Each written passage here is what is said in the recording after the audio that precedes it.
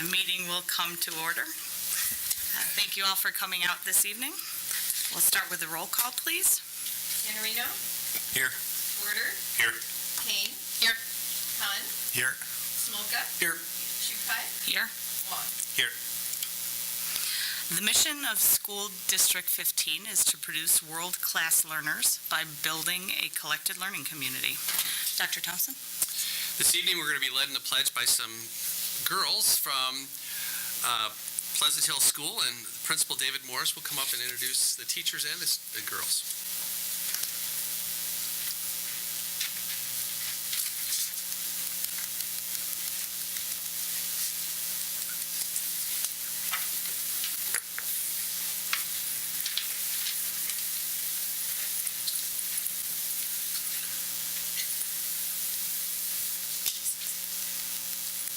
Dr. Thompson, President Shupai, members of the Board of Education, Cabinet, community members, thank you for the opportunity for Pleasant Hill to lead us in the pledge tonight.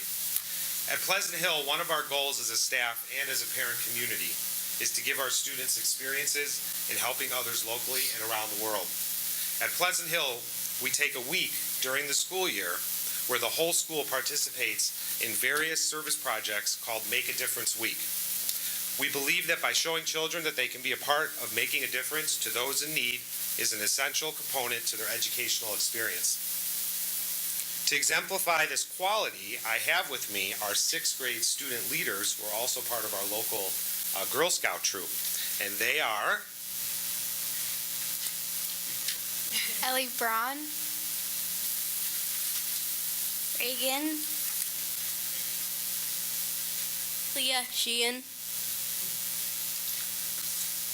Sarah, Isabel, Sophia.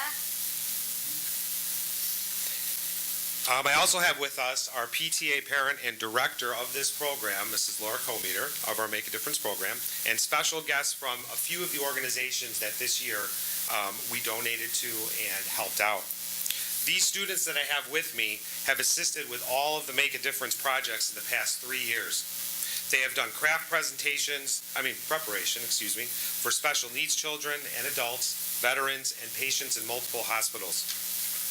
In addition, they have been front stage at all of our Make a Difference assemblies at Pleasant Hill, and a fun fair that we did this year, which we called For Hope, and the girls hosted 12 games at recess and raised $500 in 1 hour. And all of that money went to charity. The girls have also visited the seniors at Tamarack and have helped at our annual pumpkin walk at the school's carnival, where again, the money that was raised went to charity. The girls continue to be leaders and examples in helping others, and we thank them for their dedication to their school and their troop. But leading these girls, as well as our student body during Make a Difference Week, is Mrs. Laura Cometer. Mrs. Cometer has been at Pleasant Hill and a District 15 parent for over 18 years, as all of her children have gone through and are going through our schools, and this is her last year at Pleasant Hill. Mrs. Cometer has been the director of our PTA school-sponsored Pleasant Hill Make a Difference program for the past 9 years. And with her leadership, the Pleasant Hill students over the years have helped countless organizations and touched many lives. She spends countless hours planning, meeting, and organizing the activities and charities that our student body participates in. Mrs. Cometer is the model volunteer for effectively providing young students the skills and learning opportunities to make a difference. We cannot thank her enough or the girls for putting a program together that will be part of Pleasant Hill for years to come. We are going to miss her at Pleasant Hill, but her legacy and the legacy that these girls leave behind will continue. I would be honored if Mrs. Cometer would introduce some of our guests, and along with that, the students will then lead us in the pledge. Thank you. It has been a joy to work with Dr. Morris and Pleasant Hill School for so long. It has been wonderful working with all the students. We have grown this program from a club 9 years ago, and to the last 3 years we have turned it into this whole school event, which was a goal of mine, and I'm very grateful that Dr. Morris let me do it. And so within 1 week, over 600 students get involved in a service project. And in addition to that, we have taken time and done a whole school project also. So for example, we started off the school year with the hurricanes hitting the United States of America, and Dr. Morris and I sat down and we said, we have to do it now. We know Make a Difference Week is going to be in November, but we need to show the kids that there is a need to help. And so Ellie Braun is my first Girl Scout. She would like to tell you what we did for the American Red Cross. So over the weeks that we did this, we donated $1,500 in 1 week. And then this is my favorite project because my family lives in Florida and they were hit by the hurricane. These were the Hope bracelets that we passed out for $2 along with donations. And Hope bracelets stand for helping other people everywhere. Thank you, Ellie. Yes, the parents were very generous. We sold the slap bracelets for $2. $1 went towards the fund, and obviously we only bought 800 bracelets and we went over $1,500. So people were very generous in our community and we were very grateful. So we moved on to November, and that's when we started our Make a Difference week, and kindergarten through 6 took time out of their day to do a project for a different organization. It has changed through the years, but for the most part we've been reaching out and helping as many as we can.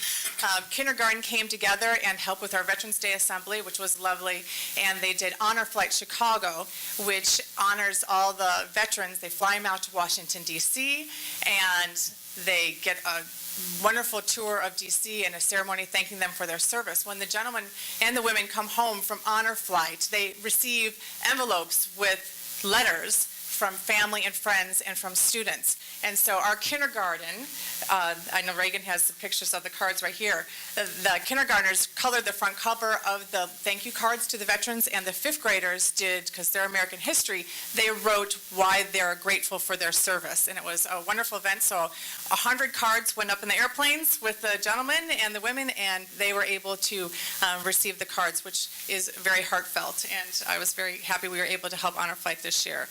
And 1st grade, we're going to move on to, they helped Clearbrook and Little City, which helps special needs adults and children.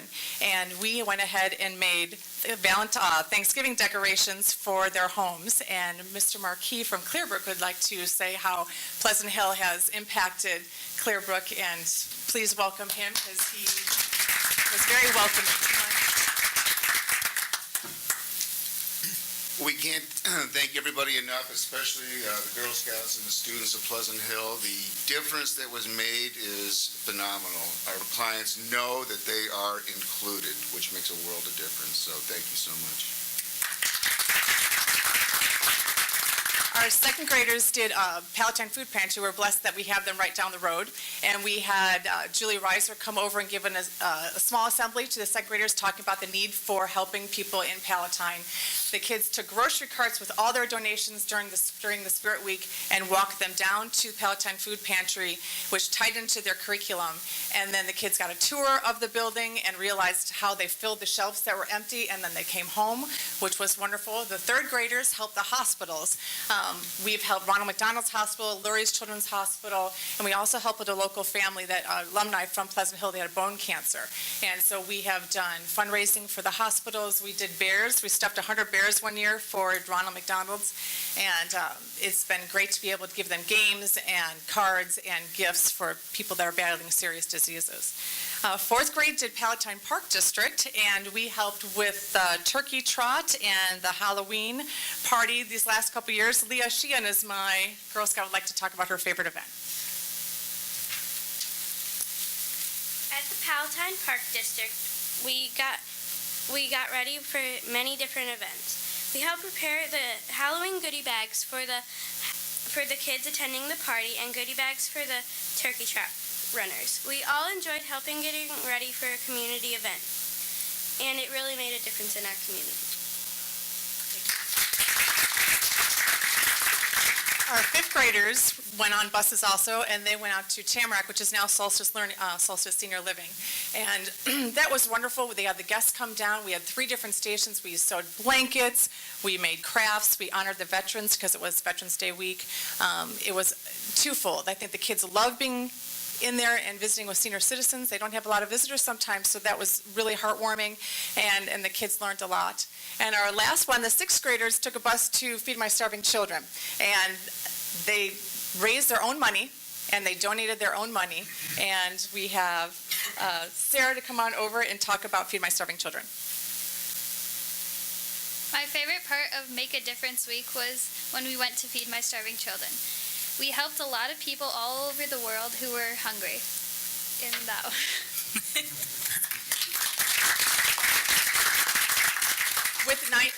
Isabel is one of my last girls. Come on up, Isabel. She was very cute. We talked about what was your favorite event this year, and it just goes to show that this resonates with children. If you give them a chance to do service, they'll remember it and they'll carry it on.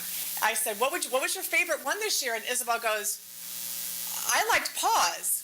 And she's in 6th grade, and this was a 3rd grade activity she did. So she thought back out of all the years that she's been involved in service, and she chose Paws. She'll tell you why.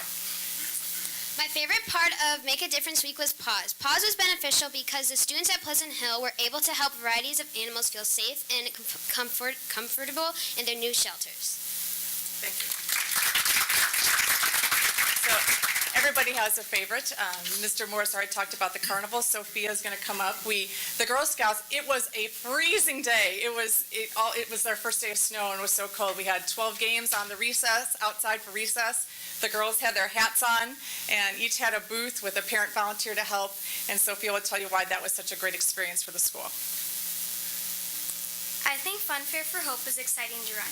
I did a hula hoop game for my project. It was a fantastic experience for the Girl Scouts to host the recess event. The kids had a blast, and the charities received all the proceeds earned from the Funfair fundraiser. That's why this is my favorite. Krista Budzik has helped me for many years with Make a Difference and making the connections. I want to thank her for coming tonight. She is our rep for Feed My Starving Children. Thank you very much. We are just so grateful that the students come and serve at Feed My Starving Children. We are just, as a parent also at Pleasant Hill, I love that our kids get out of the classroom and get that global perspective. And not only just to see that there are kids, that their world is not the world. I think many of our kids in Palatine do not, their world doesn't look like many kids in the world. And so just for them to see that, and then to also give them a way to help. They can go and pack food for a couple hours. That will make a difference. And then they understand that 25 cents feeds a child for one day. And I just think that perspective is huge. And as I said, as a parent, I'm so thankful for that, but even for being on the Feed My Starving Children. And we are so grateful to have students come and serve. And oftentimes these families come back together and serve. So we're very grateful for that. So thank you. Okay. Well, as you can see, Make a Difference has been wonderful, and I want to thank you for letting us share our story with you, and I hope it gets contagious. Hope stood for help other people everywhere, and all the kids know it, and hopefully we can continue to relay that message throughout the district. Thank you.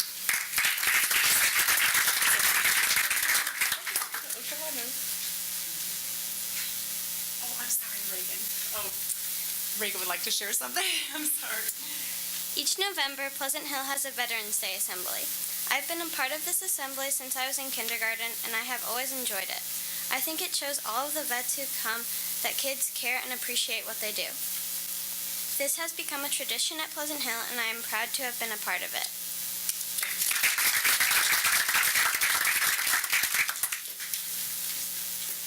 Please stand for the pledge.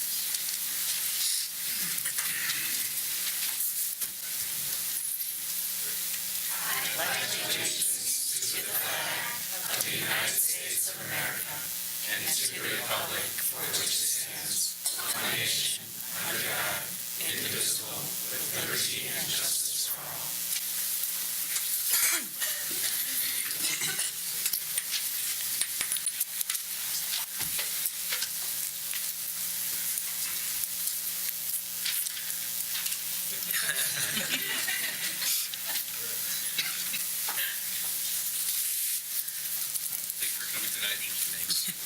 Thank you very much. That was great.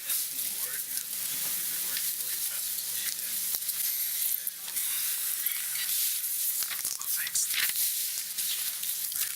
15 minutes speech. David, we're going to wait. We're going to hold on to your reports. So just sure. We're going to hold on. Change of plan. We're just going to jump ahead, and we're going to do the student recognitions next. So I'd like to ask Colleen Mullins to come up and introduce our spelling bee champions, please.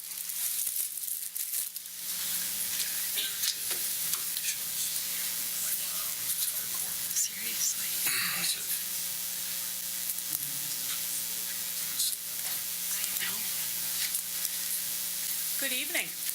My name is Colleen Mullins. I'm the District Literacy Coordinator, and I have the privilege of sharing with you some remarkable students. So, good evening, President Shupai, Dr. Thompson, board members, and wonderful members of our District 15 school community. I would like to introduce you to some remarkable students. In a world where the art of spelling is actually now created, like spell check helps everyone, we have students that are truly fascinated with how words work. They ask questions like, what's the country of origin? What's the language of origin? I don't know how many people in the room think of that from day to day. They understand that rules like I before E except after C don't really matter when you have a weird neighbor named Neil. What they understand is more than spelling. They understand how the complex languages of the world come together, how units of letters together create meaning, and their remarkable talents are not only in the world of word study, but also the courage in a competition where they are standing up and vulnerable in front of many.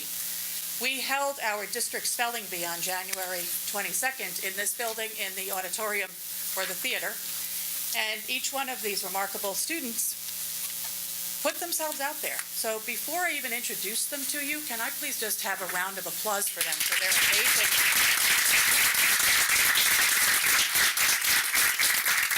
Each one of the students in front of you has gone through a number of bees. From We're going to skip one row so everybody can take a photograph. Parents want to take a photograph. Come on over here. That's okay. You can sit there. We're just going to have one long row. The students won a number of bees to be able to get to the district bee, from their grade level bees or class bees to their school bees, and then each student here has won a school spelling bee. We also have our spelling bee winner from the district, who I will share more great news about him in a second. But before I go through all of that, I would like for the students to introduce themselves to you. They're going to share with you their first names, their school, their grade, and a word from the spelling bee. It could be their winning word, or it could be another word that really stands out in their mind. Would you like to go first? You know, you can probably say it from there. Oh, and before I forget, Dr. Sasso, are you in the room? Was he here? Dr. Sasso's ears are getting old, so we always say we have to speak very loudly if he's here. So you have to yell back to the room. So I think he's out there. So yell out to everybody so they can hear you. First name, school, grade, and your... Okay, so my name is Pablo. I'm in 6th grade. I go to Virginia Lake, and my winning word in the school spelling bee was meringue. My name is Lily, and I'm in 6th grade.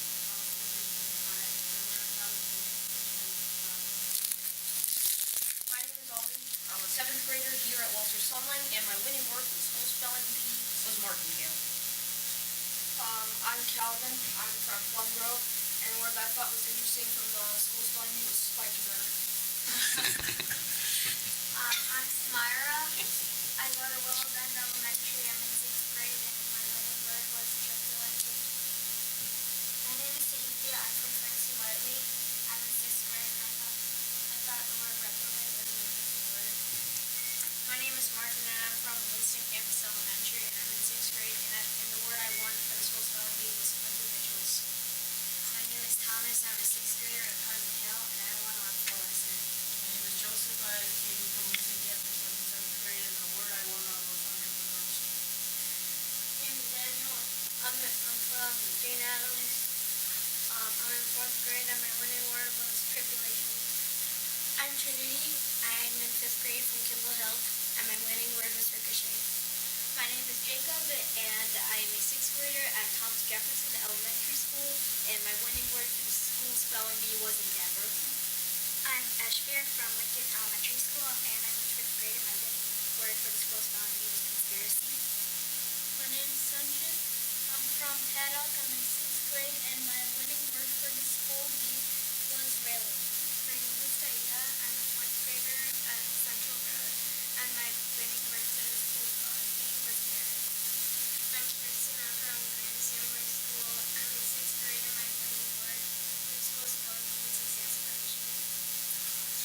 Just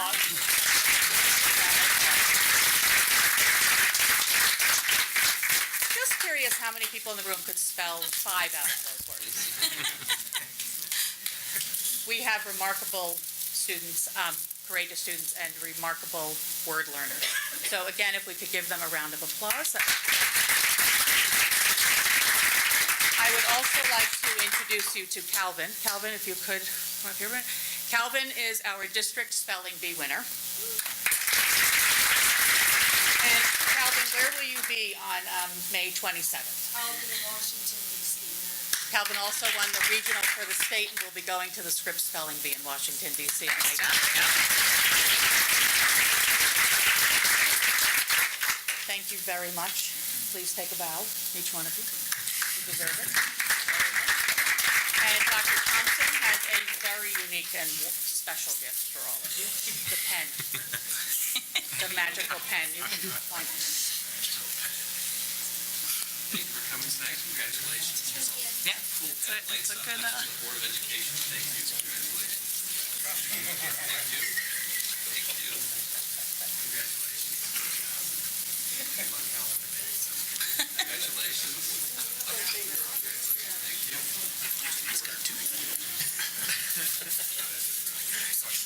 I wonder how often we have to order those talents.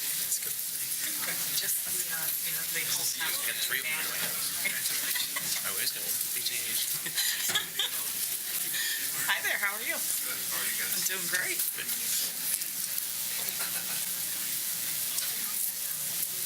All right, from academics to athletics. Good evening, Dr. Thompson, Board of Education, President Shupai, and all present. I am proud to recognize our 6th grade 2-ball winners. About 160 boys competed at the Palatine Park District on Tuesday, February 6th, and about 150 girls competed on Wednesday, February 7th.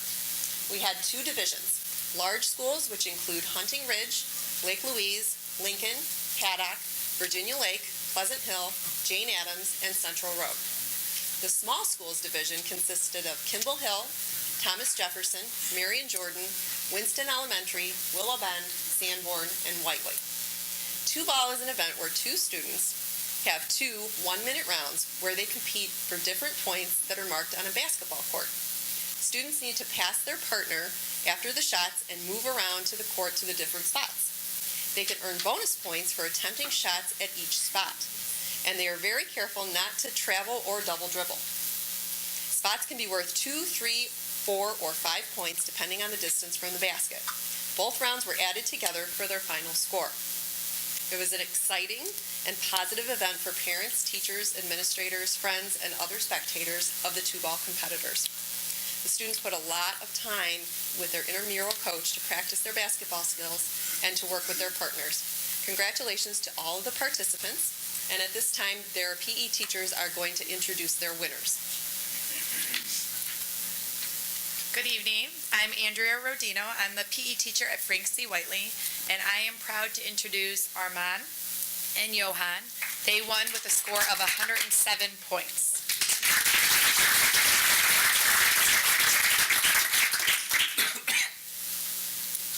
Hello, I am David Silva from Hunting Ridge Elementary School, and I am pleased to introduce Costa and Varun, and they got a 102 for the large school division.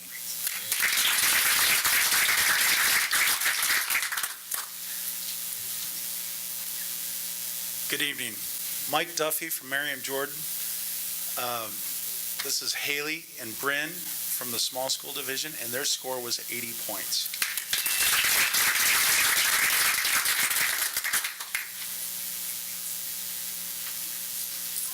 I'm Anthony Dregard. I teach at Lake Louise. I'm pleased to announce that Lindsay and Carly scored 81 points in the large school division.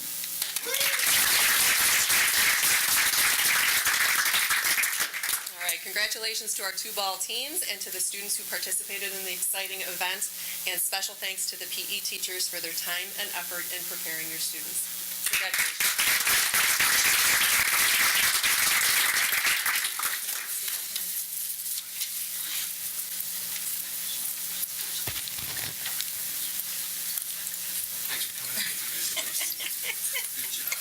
You probably did better than I would have done. It's all right.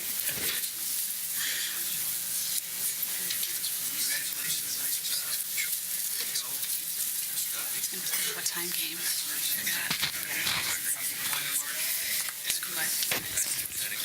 You're totally gonna make this. I think we're gonna be out of here at.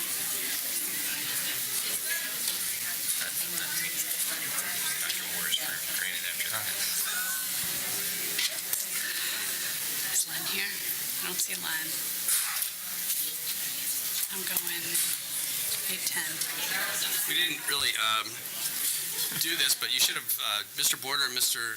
Zubair Khan should have recused themselves from that previous two events because they had conflicting interests in that. No clapping for you. I had nothing to do. Cannot clap for your own children. I can testify I was never there.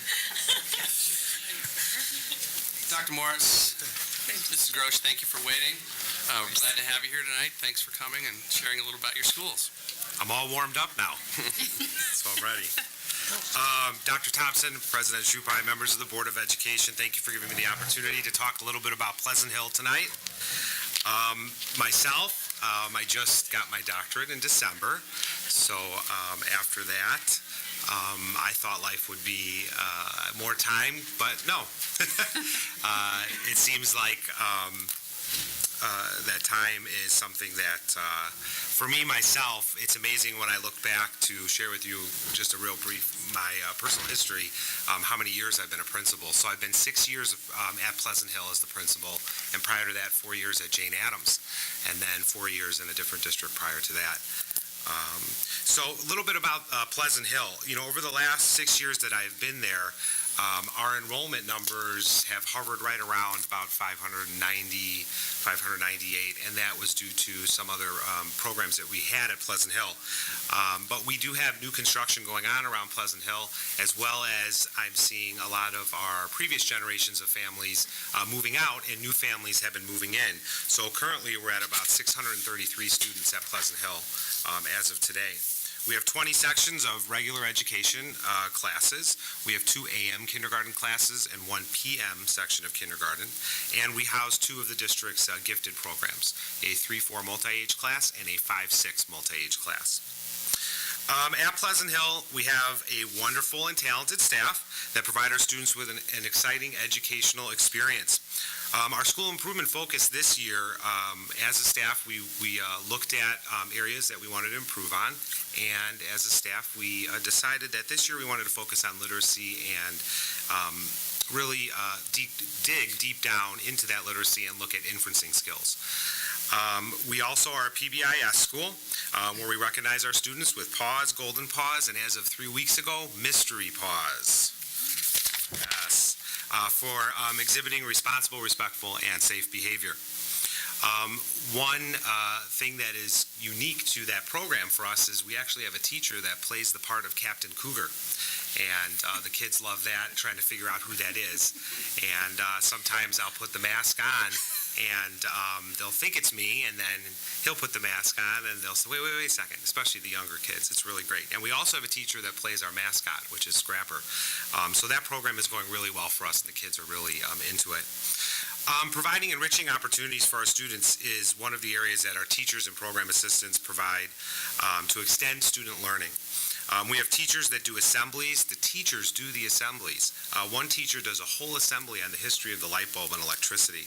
We have a grade level that holds what's called an invention convention, where their science unit, they're learning about pulleys and levers and all those systems, and they hold a big convention where they come and bring their inventions in, and parents come, and the whole school takes turns coming in, and then almost like a science fair, they talk about their invention that they did. We have teachers that bring in authors, community members to share their experiences in the field. One of our grade levels does a whole unit on robotics, where the kids learn about circuits, and they actually make a robot, a little mini one. I don't know if you've seen them on a toothbrush, and that's the culminating project at the end. We have a teacher that does a code blue unit, it's called, and that's where students learn about the medical field, and they all take a medical I guess you could say, position or an area, and they have to teach the class about that area, whether it's, neurology or doctors that are orthopedics. They get to choose, but they go through that as well. And we also have students that learn on just live streaming field trips. Our first grade takes a live field trip to the Shedd Aquarium, and we're hooked up, and with the great technology that we have in our district, we're able to not have to go to the Shedd Aquarium, but the Shedd Aquarium is actually on the screen with with the penguins and inside, and they show the kids how they feed them and talk about the habitats, and it's really a great experience, all from just sitting in the classroom.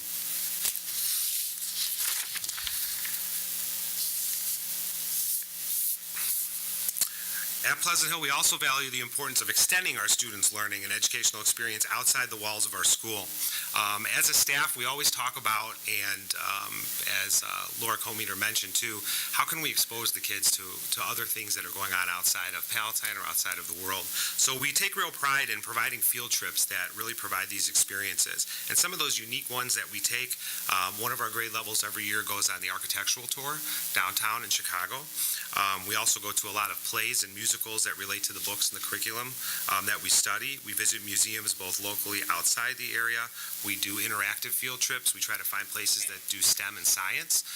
And we also take our older students to the Holocaust Museum. During the school day, we also believe that getting students to be active in extracurricular clubs and activities is important. Component to the well-rounded student, and our staff does a wonderful job of wanting to and coming up with what activities can we have our kids be involved in during the school day. Some of those things are student council, art clubs, Battle of the Book, math club, boys running club, girls running club, a PBIS mentor program. They love the cafe crew. They love to be kindergarten bus helpers, library helpers, intramurals, chorus. And we also have our teachers leading a supervised homework center during the noon hour for kids that just either want to come read in the library, don't want to go outside today, or want to have their homework done, finish a test, but there is a certified teacher in there that is there for them to use. And last but not least, by any means, as you saw with the pledge, we do have a very big PTA and parent involvement at Pleasant Hill. The events and activities that our PTA provides for our families, truly defines that educational experience for our kids and our families to enjoy together. Regularly over the years, we've had near, or if not over 100%. I always ask, how do we get over 100% membership? But I guess it can be done. But we seem to reach that mark every year. We put on such events as that back-to-school picnic, family reading night, book fair, roller skating parties, the Moms and Munchies and Dads and Donuts, Cougar Carnival. We had a multicultural night this year where we had over 13 tables that represented 13 different countries, serving different food and showing the community the different games. And we also had an assembly where the students performed traditional dances relating to their cultures, which was very, very good for our kids to see. For that event, we had over 500, and we only have 633 students show up for it. So we had a lot of students go to that. We have a talent show. They put on assemblies for us, gym nights, programs for girls about health and safety, as well as boys. We also have an after-school specials program where we invite kids to stay after school, and we have parents that coordinate that. And in the 2 days that we do run that, we had over 500 students staying after school for the extra hour, and they were all in different classes that parents signed up for to have their students experience. Classes ranging from the police who bring a canine in and show how that works, to a kickboxing class, to a cooking class, to one of them that a lot of the students liked was the hair braiding class, and some others that were really enjoyable for the students. We also do a cyber safety night for parents, and of course, as I mentioned earlier, we have our huge Make a Difference week that happens in the fall, where we have the students try to reach many organizations within our community or outside of our community as well. So I cannot truly describe the dedication, passion, and commitment that the parents and the PTA, put into giving our students a great experience to bring families together and show the importance of connecting at school and home. These are just some of the wonderful opportunities we have for our students at Pleasant Hill. So I want to thank you for the opportunity for allowing me to share them with you. Thank you. Thank you very much. Thank you. Good evening, President Shupai, Dr. Thompson, and board members. It's a distinct privilege to come before you this evening, and I'm grateful for your invitation. I'm Jenny Grosh, the principal at Marion Jordan Elementary School. I'm currently in my 8th year as principal at Marion Jordan, and I appreciate the longevity that I've had there to see initiatives through. Prior to being principal at Marion Jordan, I served at Central Road School as their assistant principal for 7 years.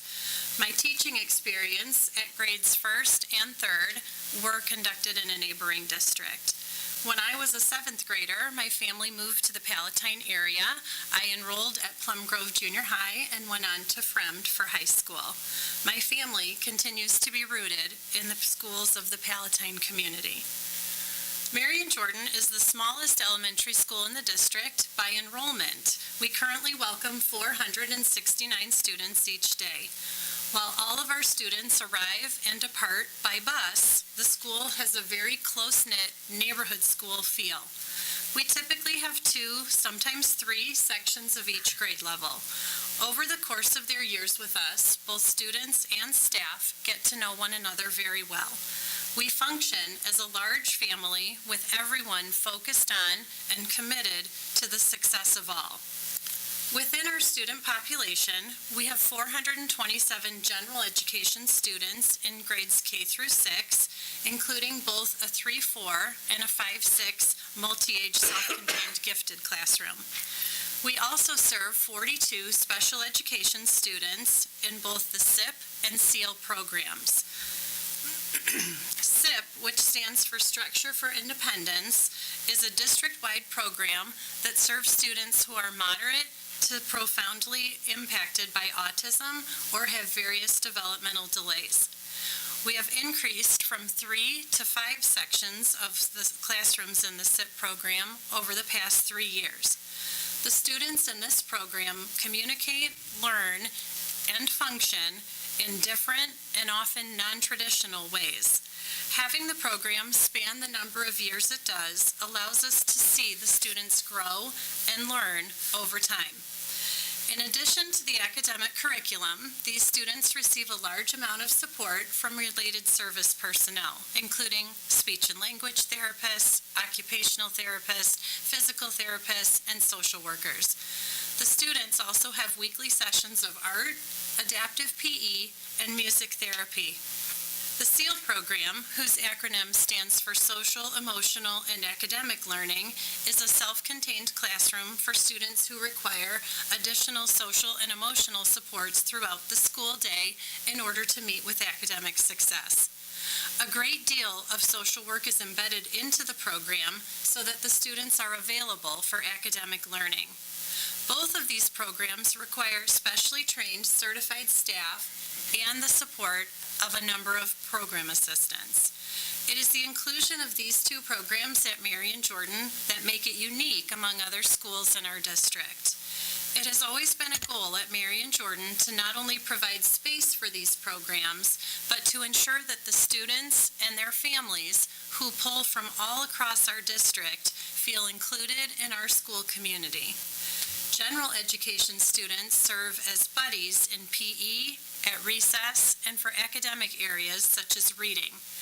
While these interactions were initiated and began as adult-prompted, structured activities, they quickly morphed into something beyond. Students have formed true bonds of friendship with others who learn, communicate, and function in ways different from themselves. The buddy programs were formed to support our specialized populations. However, they have proven to be mutually beneficial for all of our students. Traits such as compassion, empathy, and patience prevail in student-to-student interactions. Whether we're planning for a simple indoor recess, an assembly, or a larger-scale school-wide fun fair, our students, along with those planning the activities, want to know how we can modify or adapt events so that all of our students can participate on a level that is meaningful for them. At Marion Jordan, we believe in and are committed to educating the whole child. For that reason, we offer extracurricular opportunities with a something for everyone approach. Academically, we host math counts, Battle of the Books, staff-sponsored book clubs, as well as Spanish and French classes before and after school. We're also very excited this year to welcome the addition of the collaborative District 211, District 215 Speech Festival. It's been such a popular offering at Marion Jordan that we have over 30 students participating. Additional opportunities in the arts include chorus, intramurals, and the art club. In addition, we host an annual talent show that provides a stage for our students and more recently some of our staff members to showcase their many talents. We're very fortunate to have a very strong and committed PTA with whom we believe anything is possible for our students. If we deem something worthwhile and deem it to benefit our students, we will band together and commit to find a way to accomplish it.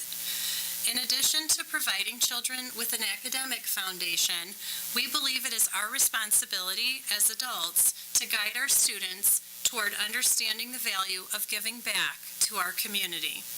This year, we successfully raised funds and awareness for pediatric cancer and the American Heart Association. Next month, our focus will be on autism, and I'm sure you can see that that will be near and dear to our hearts. In preparation for Autism Awareness Month, we held a t-shirt design contest for our students to submit drawings.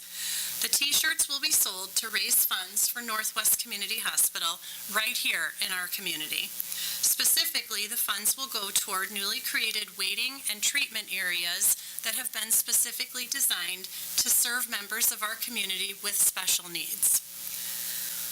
Wilma Watkins served as the first principal of Marion Jordan School from 1963 to 1973. Mrs. Watkins was a visionary leader who believed in hard work, perseverance, showing respect and kindness to all, and giving back to the community. She worked with the teachers to instill those principles in the students who attended then, and we continue to hold her values true today. Mrs. Watkins was inspirational. Because of her belief in and commitment to those ideals, it is with confidence that we send each of our students on to their next endeavor at the end of their journey with us. Again, I thank you for the opportunity to come before you tonight and invite any of you to stop by Marion Jordan anytime your schedule permits. Thank you very much. Thank you.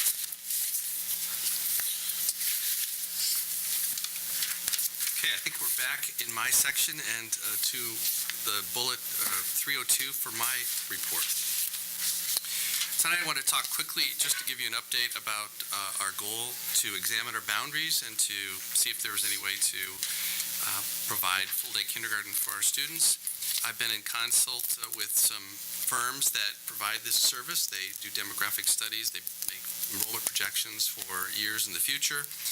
They examine our current student population, the usage of our buildings, and then they based upon the information they receive, they provide options for us as far as future boundary considerations. And so I'm talking with them, and I've got some exciting things to bring back to you after we decide which one seems to meet our needs the best. I think I'll bring that back to you so that you'll be able to see what they have to offer and approve the contract with them.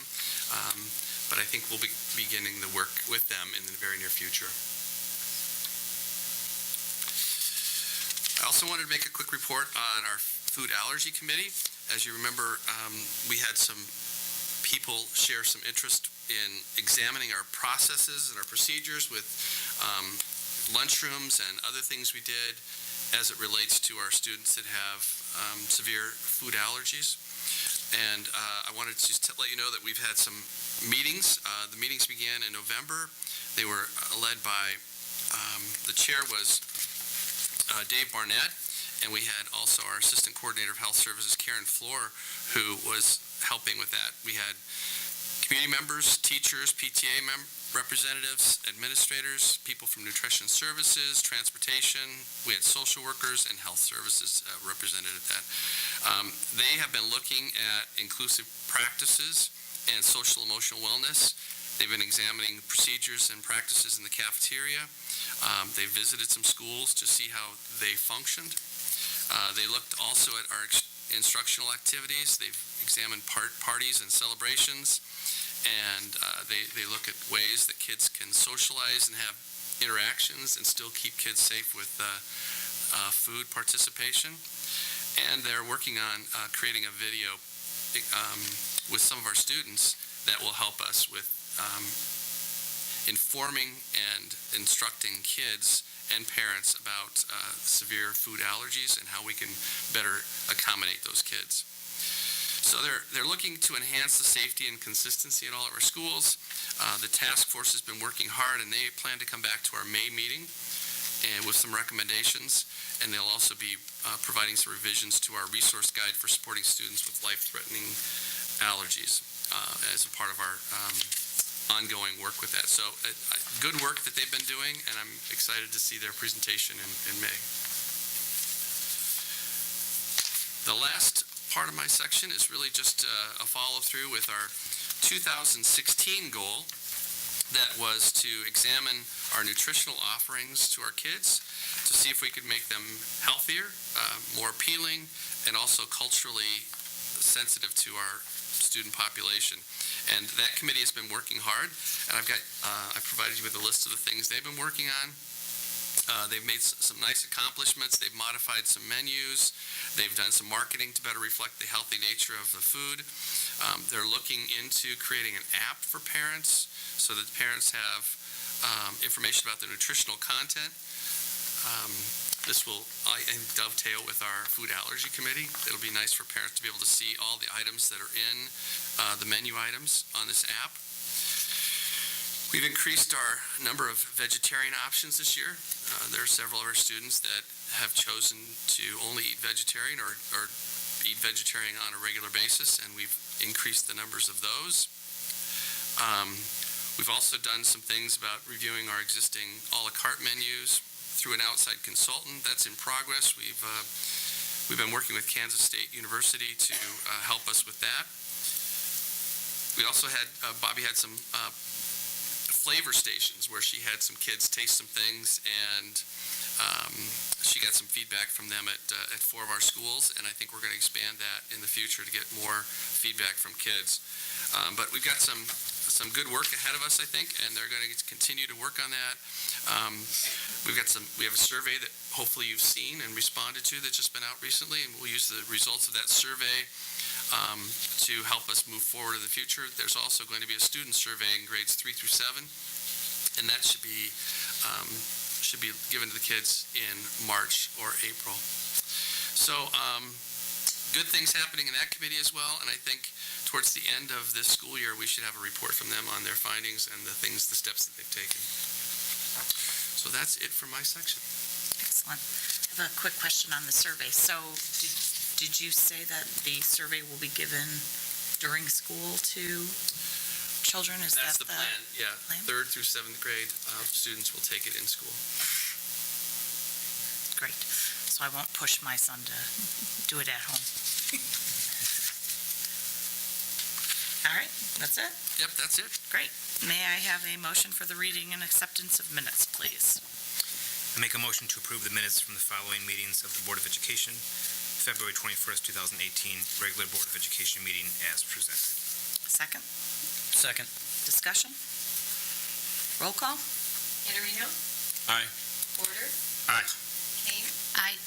Khan, Aye. Smolka, Aye. Shupai, Aye. Wong. Aye. Motion carries. Board discussion and reports. Ed Red Council legislation, Mr. Iannarino. With regards to Ed Red, probably the hottest topic down in Springfield has to do with school safety. So there are a number of bills that were brought forward with regards to gun control. There wasn't anything too specific on processes with regards to how schools operate, though there are some standardized procedures that are recommended by the Illinois Board of Education. There's a bunch of documentation on that. And then let's see what else we got here. Oh, and then the fiscal year revenue projections for 2019 have come in, and so that's the first step before they go and look into setting up the budget. So they'll be, based on those revenue numbers, they'll start figuring out where they want to divvy up the money and how that'll be allocated. That's about it. All right, thanks. 1-5 Foundation, Mrs. Kane? Nothing new, just a reminder, the next fundraiser for the 1-5 Foundation will be April 28th at Dirty Nelly's. Thank you very much. Finance Committee, Mr. Border, Mr. Wong? No, we haven't met, so nothing. Not in the last 2 weeks? No, squeeze that one in. Equity Committee, Mr. Khan, Mr. Smolka? We haven't had a meeting per se, but I know that the data, I received communication from Dr. Edgar that the data should be completed in terms of that part of the work, and we're probably going to meet with the committee later in March for the next, see what the next steps will be. All right, great. Thank you. Dr. Thompson? Nothing to report on the Communications Committee. All right. I had a couple of things just in terms of conversation during the Communications Committee. First, Dr. Thompson mentioned during a meeting with Mike and I yesterday that if anybody has any specific subject matter that somebody in the cabinet would be able to present at an upcoming meeting, feel free to share it with him or myself. We've got a tremendous amount of expertise in our staff, and if there's something that they can present upon that will make us all a little bit better, feel free to throw out some topics and we'll make it happen. So the second one is I received a communication from Frank earlier, actually late last week over the weekend, with an interest to sit down with representatives from the police department and kind of overview how the police departments respond to safety concerns and things of that sort. Frank, would you like to? Yeah, I was, in light of tragic events that occurred recently, I was interested into getting into more of the details and learning from the police departments as to the various aspects of how they interact with our district. I'd like to learn about the preventative measures that they have, how they handle, tips, and how do they work with and deal with problem students. And then also I was looking into, I wanted to also find out more about how they secure the schools, how the resource officers are spread around, how they, interact with the kids. And then also, how do they actually handle threats if they do occur? How do they communicate with everybody in the schools? What are the standard operating procedures when they do come into a school where something might be going on? And then lastly, something that I think that's a big concern is also gang violence. We had a situation not that long ago where a gun was fired during a drug deal that went bad over by Palatine High School, and that's right by Virginia Lake also. So things like that were very much on my mind and very much my concern. So I wanted to get together with the police departments, have a discussion, and I figured we could also bring in the Board of Education and of course the village representatives, and we could all learn a little bit more about what's going on, and then perhaps be able to share some of our own ideas if something comes up. And mostly looking for this more as being an educational experience, so we can learn more about what's going on, so we can better be able to discuss this with our constituents and let them know if they have any questions. Well, as a result of your inquiry to the police department, they have designated a date that they are going to make a presentation to the community. Any parent that has a student in a school in Palatine, private or public, they have planned that presentation for February 12th. It'll be a community forum on school safety. They want people to understand what training the police go through in order to be prepared for these things, and what training they do within our schools actually to be prepared in case there's something that does actually occur. They'll share some protocols, the ones that they can. They can't share everything because they don't want the bad guys to know all the details, but they will be focusing on what the Palatine police do in Palatine schools, so it'll just be strictly for Palatine. It'll be at District 211, I think Palatine High School, and what they plan to do is have about an hour presentation, similar to what's been done at some PTA groups in the district, And after that, they thought about breaking up into one group would be high school and one group would be elementary schools. And representatives from the school district would be there as well as the police officers, and they could answer specific questions to parents from the elementary schools and then parents from the high schools. And so that's the plan. I think the time really hasn't been set yet, but probably about 7 o'clock on February 12th is a tentative date that's been scheduled. Not February.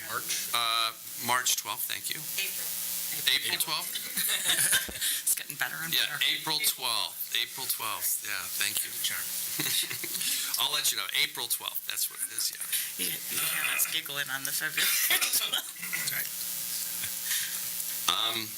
Will that work, Frank? Related to that. Is that okay? It should be, yeah.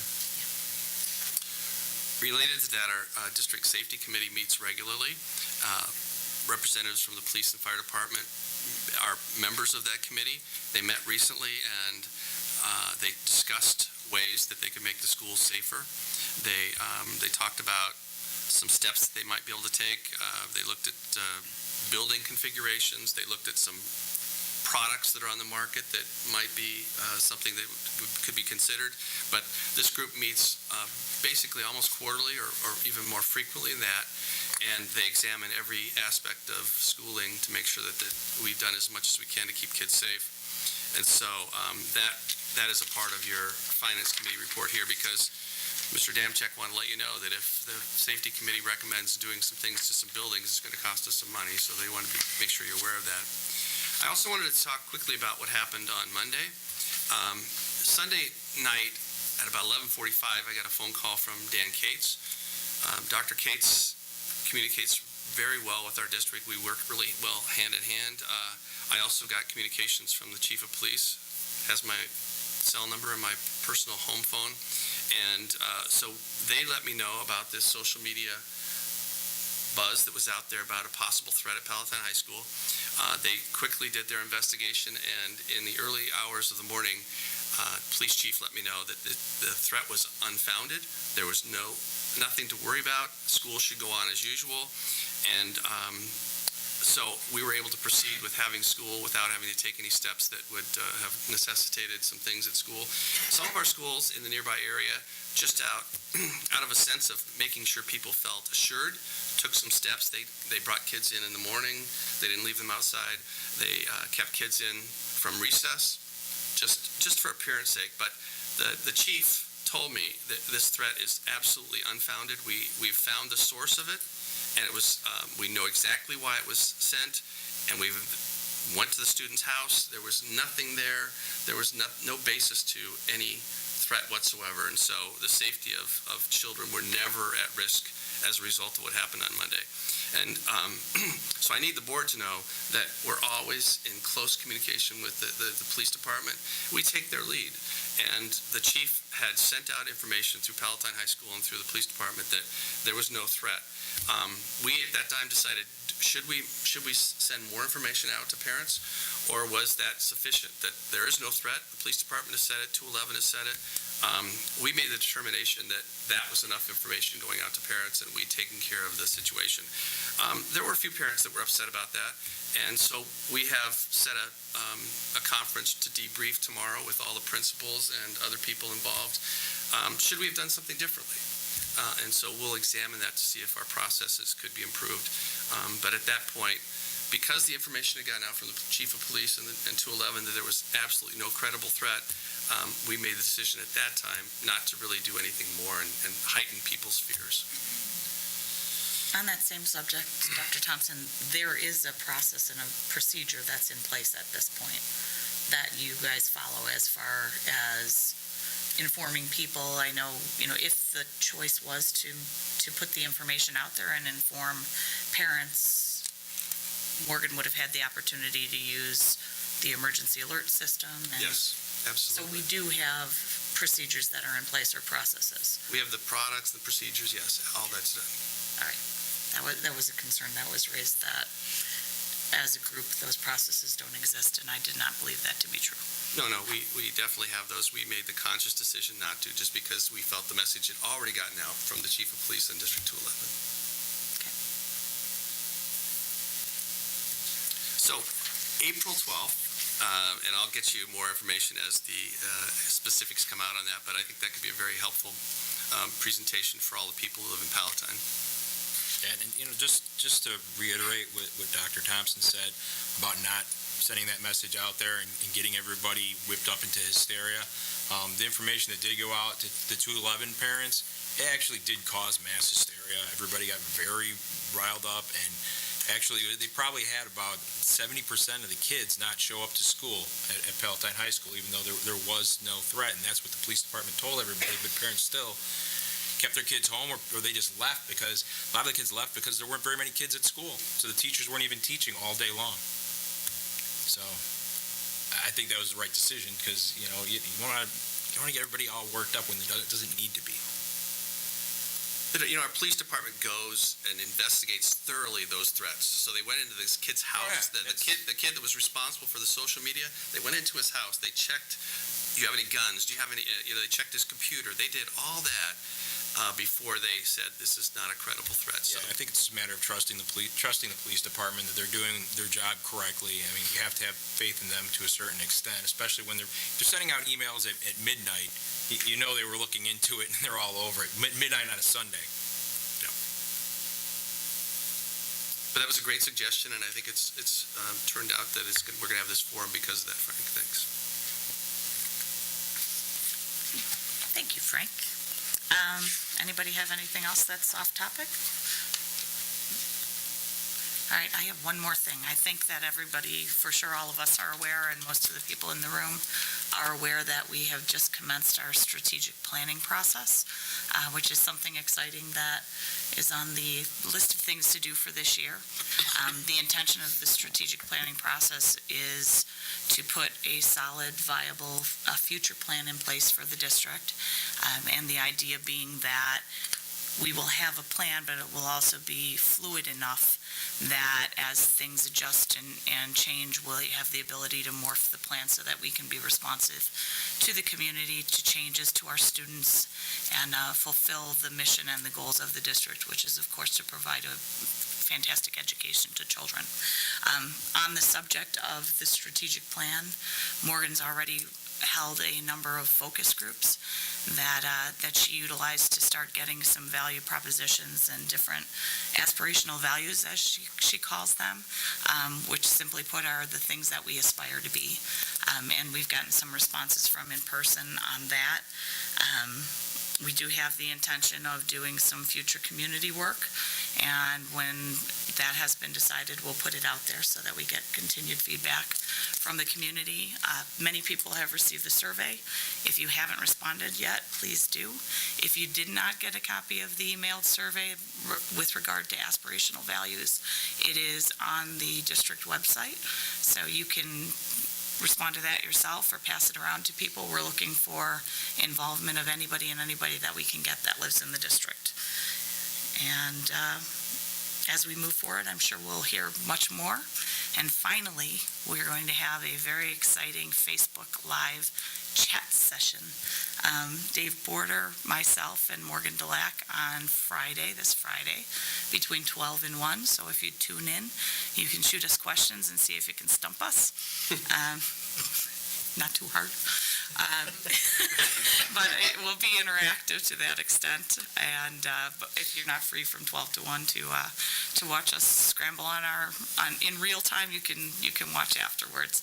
But we hope to be able to answer questions, take some additional input, and answer questions with regard to the process, and so that everybody feels confident that as we work through, we'll come out with something that'll be really good for the community. Great. All right, and survey responses need to be in by Sunday. Right? Sunday. All right, that's all I have. Anybody else? We will now move to citizens address the board. If you'd like to address the board today, please fill out this green form. If you've already done it, I've got them. We'll open the meeting for public comment. Please remember that this is not a dialogue between you and the board, but if you do have a specific issue which requires a response, the superintendent will get back to you. Please state your name and identify any group that you represent, and limit your remarks to no more than 5 minutes. If somebody previously has spoken about the topic that you would like to speak, you can indicate that you agree with them and move on with other comments. And finally, please avoid any comments that are specific to any person, student, or staff member. It is not the forum to comment on personnel issues, and it's important to respect people's right to privacy. First up, Ms. Jennifer Figuarelli.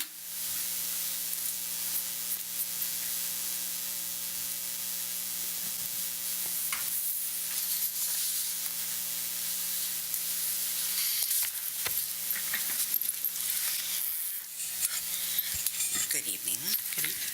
Thank you, Dr. Thompson, President Shupai, and members of the board. I'm actually going to start a little differently than I thought when I first walked in here, because you have addressed some of the topic that I wanted to speak to tonight, which is representing what happened on Monday. I'm coming from a bit of a different perspective than what you've all discussed just now, and I think in order for you to fully understand it, I need to give you a little bit of background. So I'm Jennifer Figuarelli. I'm a District 15 parent. I have a son who attends Lincoln Elementary School. He's in 3rd grade, and my daughter will be in kindergarten starting next year. We are new to the area. This is, we will complete our 2nd year here. We moved from the city, so a lot of differences. I also want to start by saying that I understand that all of us are under an incredible amount of pressure right now, and these are very extraordinary times. And I'm certain that never in 2018 did we think that we'd have to sit here and talk about school safety regarding guns and so many tragedies. So I am coming from a space that you guys are under a lot of pressure, and what you do is incredibly important, and for that we are all very respectful. What happened on Monday was I really didn't know what was going on, early in the morning, and I happened to check social media like so many of us do, and I saw the notice from Dr. Cates, and it was circulating in so many different places. But in that moment, I said to myself, there's been no notification from District 15. Nicholas is at school. Everything must be fine. I went on with my day, picked my son up at Car Loop, and he got in the car and we talked a little bit about school first, and then he said, "Mommy, do you know what happened at Palatine High School?"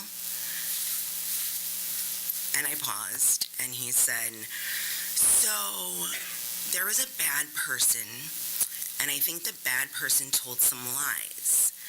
And Mommy," and the police, of course he said it a little differently, went to his house. They had to talk to his parents. They had to talk to him. And I don't really know what happened, but I know it was bad, and I know that he lied, and we couldn't go out for recess. And I said, "Okay, I'm sorry, what?" And he said, "Yeah, we couldn't go out today." And again, I hesitated, because initially as a mom, I will be honest, my first instinct was, whoa, there's got to be more to this. I mean, my son's elementary school would not keep him in from recess if this situation wasn't worse than what was previously reported.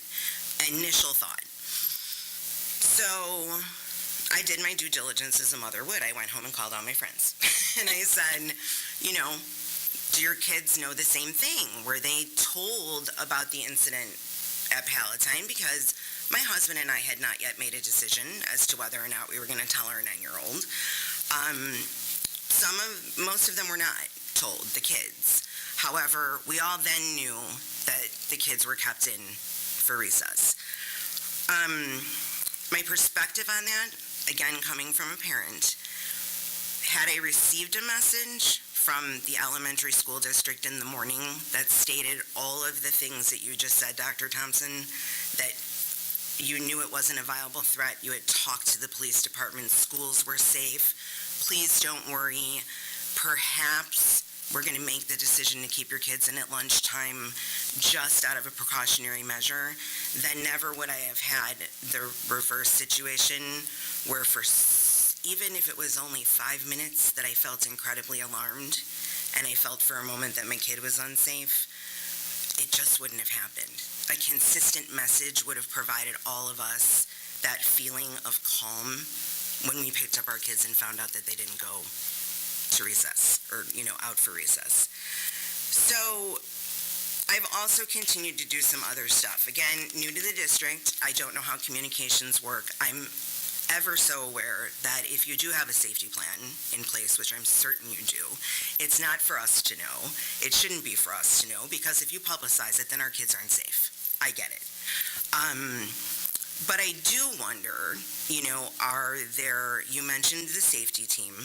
I'm wondering, do you have any parent representation on that team? I was in Springfield today, and interestingly enough, there was a subject matter only hearing in the elementary committee all around school safety. And it turns out that a bunch of our partnering districts were there today.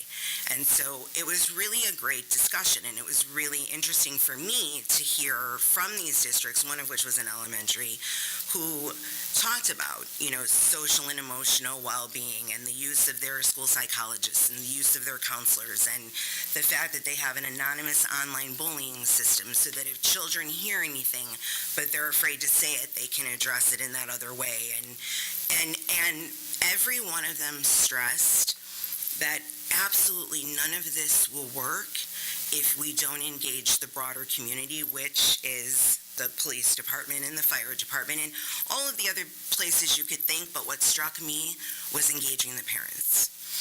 So I'm new. I know none of you know me.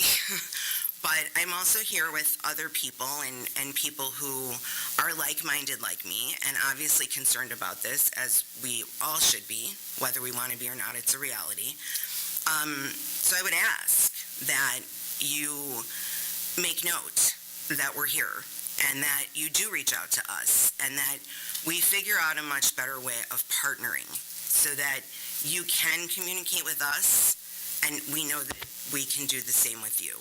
But again, just going back to Monday, I would just ask that you do think of the alternate consequence of, I know you didn't want the community to get crazed, but in essence, a big portion of the community got crazed because we were really, really concerned that our kids were not safe on that day, and that was a horrible feeling.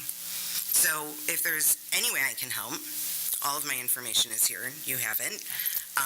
If you have additional questions, concerns, want to reach out to me, any one of you can. So I appreciate your time, and I thank you for allowing us to have the moment to speak. Thank you. Thanks. Who is represented on the safety committee? I think we have at least two parents that are represented on the safety committee. One, if I'm not mistaken, was associated with Homeland Security for a while. Is that right, Matt? Was that the person? We did have a Homeland Security representative present, not a parent in our community. We do have two parents, and we did invite two additional parents on the committee for four. And, we're always open to consider, additional parents to participate in that because it's everyone's responsibility. Safety is everyone's responsibility, and we do need to engage all parties in our district to make our schools as safe as we can. So I'm sure that the parents cycle off and cycle back on, so maybe Mrs.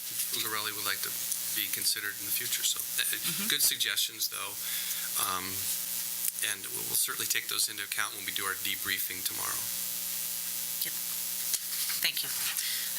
Ms. Teresa Graynick? Am I close on the name? You're very close. It's Greinig. Graynick. Oh, so close. You got all the vowels that I don't have in my name. And it's all backwards. She does have the E and I. I do, yes. Thank you, Dr. Thompson and President Shupai and the rest of the board. My name is Teresa Greinig, and I am a parent in our school district here. I have a son in third grade at Lincoln School. And like Jennifer, I have this whole thing written up that I was going to read, much of which has been addressed, and some of which she said as well, so I won't do all of that. But as a board, as you know, on Monday, I had sent an email to the principal of my school and to Dr. Thompson and copied all of you on that email.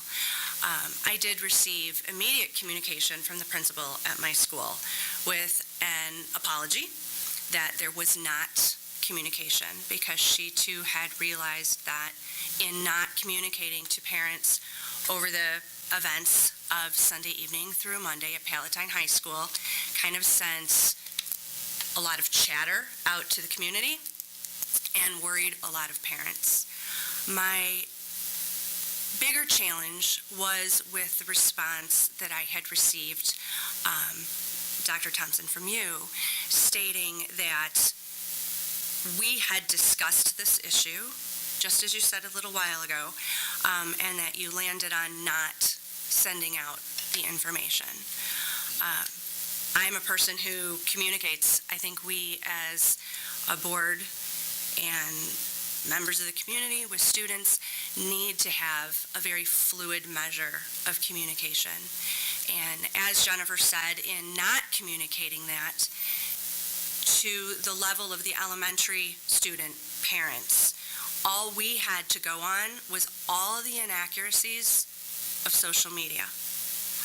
I received texts from a girlfriend's daughter in high school asking what the status of the elementary school was, because her sister also goes to school there, because she had heard during the school day that because the high school was locked up, maybe they were going to go shoot out another school.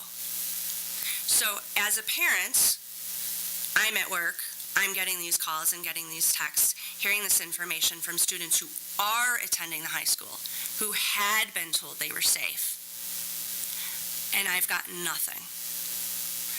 Also to find that, of course, for an abundance of caution, our students were kept inside from recess. You'll never hear me complain about an abundance of caution for our students, but they are largely unsupervised during that 40 minutes of their lunch period.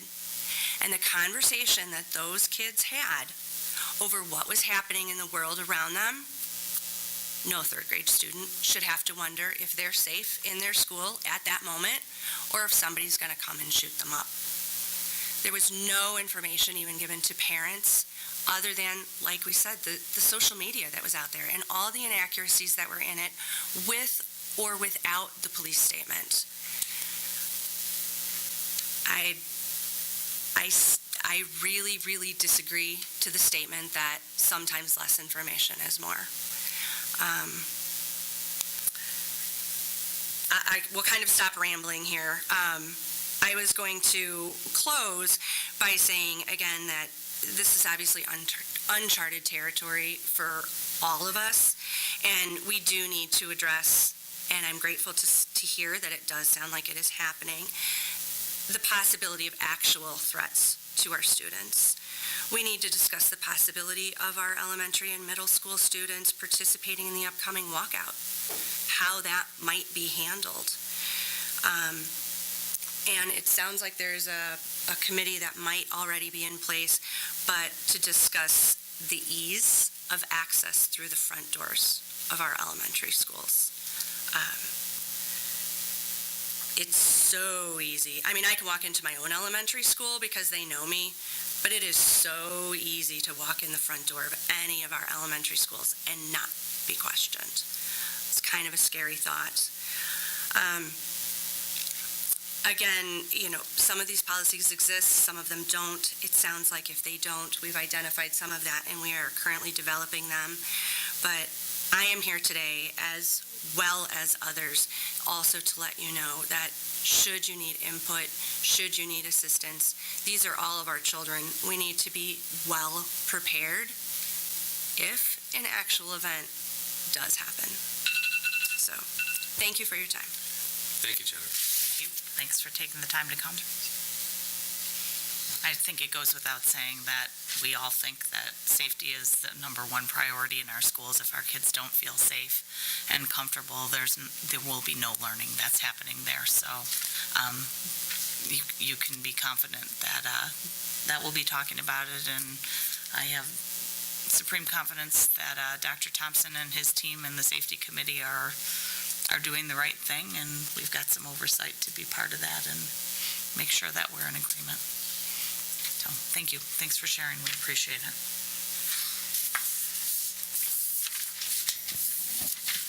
For June. Item 18-320, the personnel report. May I have a motion, please? Make a motion to approve the March 7th, 2018 personnel report, including the following recommendations. Recommendation for disciplinary action, 1-day unpaid suspension for Danielle Macelis, and 2, recommendation for termination of Victor Markevich. Second? Second. Discussion? Roll call?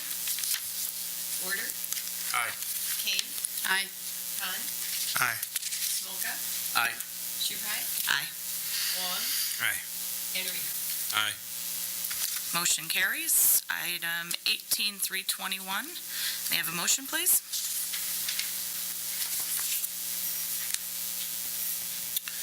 Make a motion to approve the honorable dismissal of teachers as follows. Carly Benson, Anna Johnke, Caitlin Matos, Claudine Schiffer, Rebecca Crow, Gina LaRucci, and Kelly Nokerens. This is clearly a test on Mike's ability to pronounce names today. No one's helping, right? Thank you. Second, please. Second. Discussion? Roll call? Kane? Aye. Con? Aye. Smolka? Aye. Shuhei? Aye. Wong? Aye. And Reno. Aye. Porter. Aye. Motion carries. Item 18-322. May I have a motion, please? I make a motion to approve the dismissal of third-year probationary teacher for reasons other than reduction in force as follows. Susan Burress. Second? Second. Discussion? Roll call? Con? Aye. Smolka? Aye. Shuhei? Aye. Wong? Aye.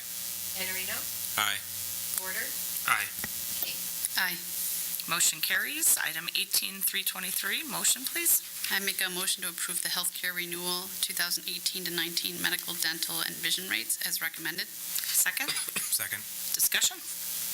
I would just like to compliment Lisa and Mike Adamczyk and the Health Insurance Committee for their work. I mean, you see that the rates of our health insurance has averaged 2.4% over the last 8 years, very modest increases.